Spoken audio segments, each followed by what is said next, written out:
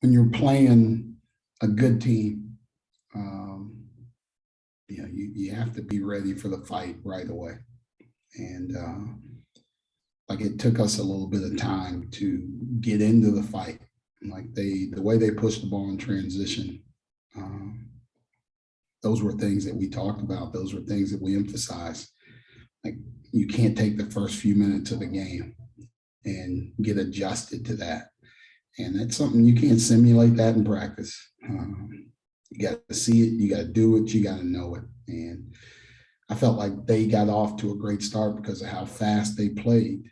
And then that allows them to start feeling good about themselves. If you're feeling good about yourself, like your shots falling, like getting to the free throw line, and like different things happen for you. And I thought we allowed them to get too comfortable too early by giving them too many fast break points to start the game. Start with Mark Brennan. Micah, it looked like at times your guys were actually back in the transition, but just maybe they weren't processing it. Can you explain what was kind of going on there with the transition defense? Because it looked like physically they were where they needed to be. Thanks. You know what? We have to do our job on the raise of the shot. Like transition defense starts when you shoot the ball on offense. And then you should have two guys back for us, like sometimes three, and they should be back and they should be pointing out where guys are and communicating to the rest of their guys. And we were back, but we weren't set the way we needed to be set. We weren't communicating in the back line the way we needed to communicate, and we weren't building walls. Tyson Walker turned the corner a couple of different times for layups when they got four guys on the court. Like they usually have a guy taking the ball out of the net or rebounding, so he's way behind the play. So that's another guy that should be there doing that. So that's something we'll get better at. We haven't played a team that's pushed like this, it's ran like this. But we got to continue to grow and get better. If you give people transition points, it's hard to stop them. David Eckert. Hey, Micah, thanks for your time. Just wondering if you can just share some thoughts on the minutes that Greg Lee gave you guys tonight. I mean, it's just good to have him back. He still hasn't, practiced a lot.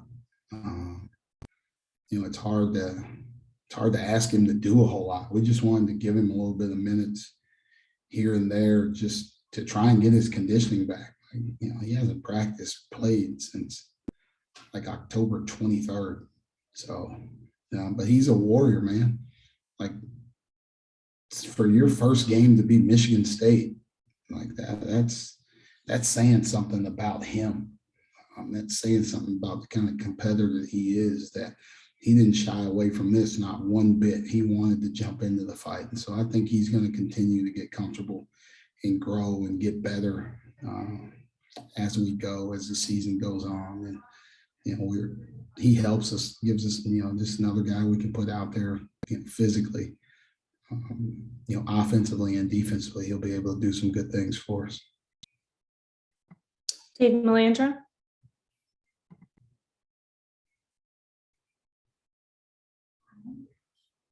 You there, Dave? All right, let's go Nate Bauer. Hey, Micah. What did you feel like led to some of the shooting troubles from beyond the arc, at least in the first half and the start of the second half?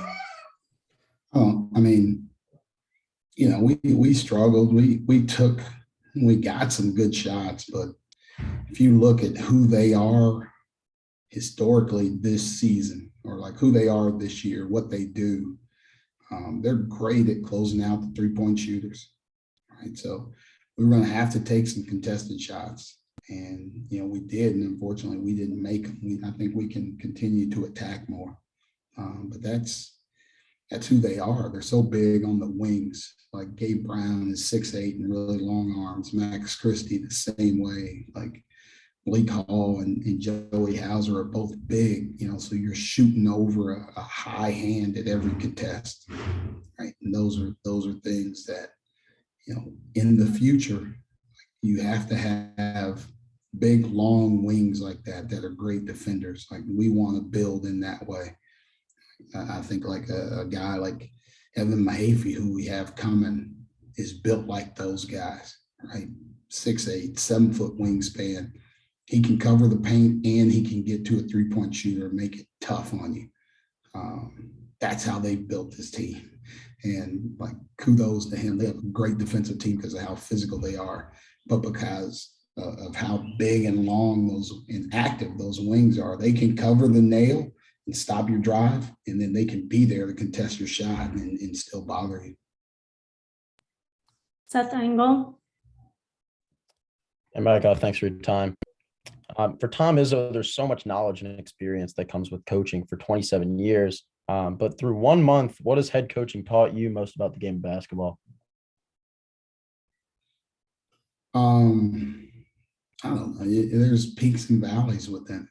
I think you have to kind of, stay as sane as possible, stay as calm as possible.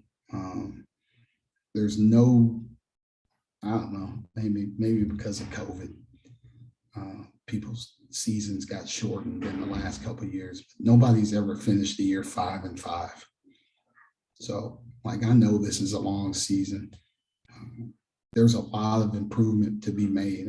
We've made improvement so far. They might be slight in what we do, but we're making improvements. We're getting better. Now we just need more time together, more time to gel, more time to perfect what we're doing. And like, you can't panic. Like, I've been in the season when there's 82 games and you learn to move, you learn to grow from your losses, grow from your wins, and then move on to what's next. And for us, that's, finals week. Like, we got a tough week coming up academically, and then we have a tough road game at VCU. So, I want to get our guys back to campus as quickly as possible. I want them to focus on their academics, and then, we need to focus on this opponent that's coming up, leading into or right after finals. Final question to Jonathan Drager. Hey, Coach. One thing that really stood out on the stat sheet was the fast break points. With Michigan State having 31 to end the game, what do you need to do to fix that problem in transition? Yeah, they run back. Just do a better job. Like, one thing is, you don't see this in the Big Ten. They're unique in how they play, and they had 20 of those in the first half. We got better in the second half. They only had 11, but that's still too many. So we'll watch it. We'll learn from it. We'll grow from it. You can't beat good teams, especially can't beat good teams on the road, giving them fast break points. And we haven't done that all season. We've been good in transition, but us not doing our jobs without watching it, right? Like, you watching it in real time, but there might be things that I think I see, but the game's moving fast. You got to go back and watch it. You really have to go back and watch it and examine it and see what we can fix, how we can fix it, and then fix it and get better for the next time we play. Thank you, Coach. Thanks, everyone. Thank you, guys.